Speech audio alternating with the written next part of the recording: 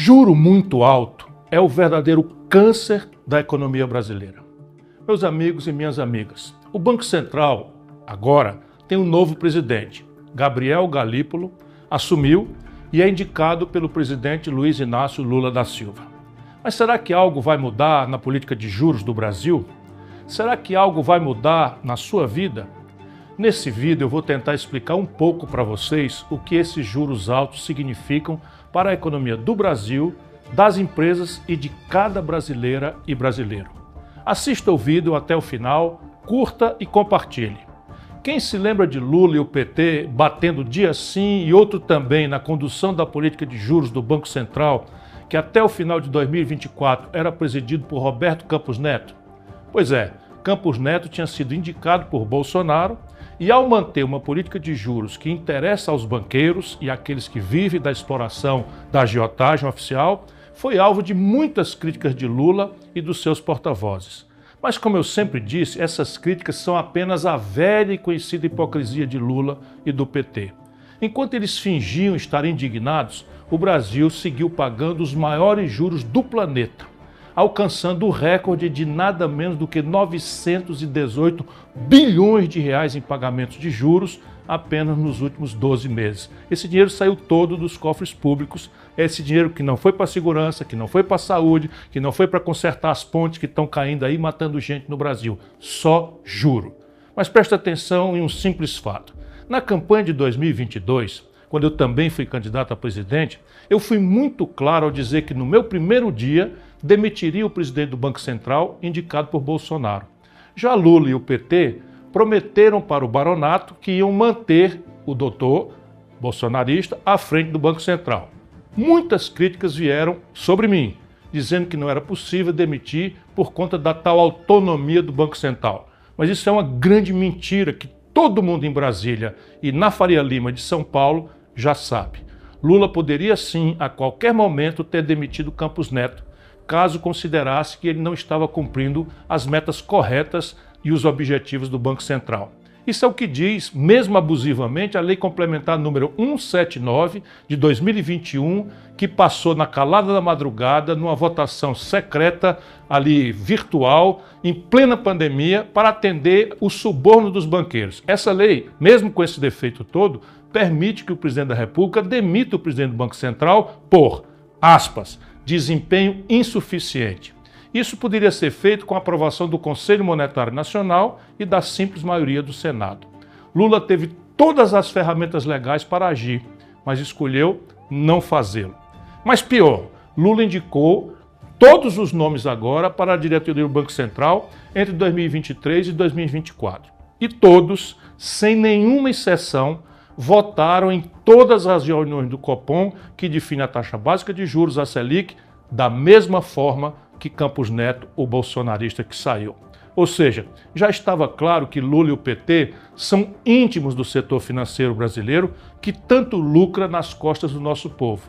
Mas Lula, apesar de todo o seu discurso, a sua retórica, nomeou Gabriel Galípolo para suceder Campos Neto. Uma curiosidade para quem quiser saber quem é Galípolo.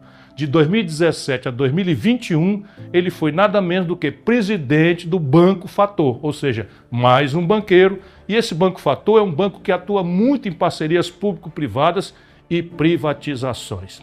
Foi ele quem liderou os estudos e o leilão de privatização da SEDAI, por exemplo, Companhia de Água e Esgoto do Rio de Janeiro. Mas já demonstrou que continuará com a política de juros elevados, provavelmente aumentando ainda mais as taxas em 2025. 2 pancadas de 1 ponto cada uma já estão apalavradas na última ata que foi assinada por Galípolo. Já se está falando mesmo, vou repetir, em aumentar os juros para 15 pontos percentuais ao ano. Portanto, a manutenção dessa política não é apenas responsabilidade do Banco Central, mas uma escolha direta do governo presidido pelo presidente Lula. E os impactos dessa escolha são profundos para a economia real. Quando os juros ficam acima do lucro médio das empresas, a economia simplesmente para. As empresas enfrentam grandes dificuldades, não conseguem fazer investimentos, não geram novos empregos e a atividade econômica desacelera. Atualmente, mais de 7 milhões de empresas estão com contas negativas. sendo que cerca de 6 milhões e 500 mil dessas empresas são micro e pequenas, aquelas que mais sofrem com a falta de crédito e com os altos custos financeiros. Além disso, os juros altos geram um aumento significativo na inadimplência. Hoje, mais de 73 milhões de pessoas, meu irmão, anote esse número, mais de 73 milhões de pessoas estão com dívidas vencidas, humilhadas no Serviço de Proteção ao Crédito, no SPC e no Serasa. Isso significa que uma enorme parte da população está sem nenhuma condição de honrar seus compromissos financeiros. Cada um pensando que errou a mão porque errou no crédito. Não é não, é uma sequela grave dessa política malfadada de juros exorbitantes, que são os maiores juros do mundo.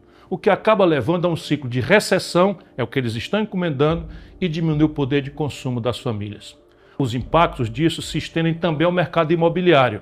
Com os juros elevados, muitas pessoas não conseguem mais pagar suas prestações do financiamento da casa própria, o que levou a uma onda de inadimplência no setor. Só nesse ano que acabou de 24, mais de 40 mil imóveis foram a leilão porque as pessoas não conseguiram arcar com as dívidas do seu financiamento. Isso demonstra o quão profunda e abrangente é a crise gerada pela política de juros altos. Ao adotar esse modelo de juros elevados, Lula escolheu priorizar os interesses dos agiotas, dos grandes bancos, em detrimento do crescimento da economia e do bem-estar da população.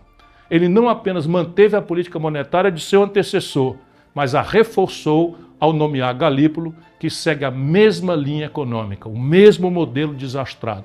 Em resumo, a alta dos juros que estamos enfrentando agora e a que provavelmente enfrentaremos neste futuro próximo são necessariamente uma escolha clara de Lula.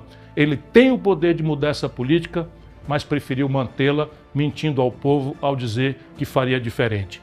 Essa pancada de mais 2 pontos percentuais vai também falir os cofres públicos. É uma tragédia e nós precisamos pôr em debate essa discussão.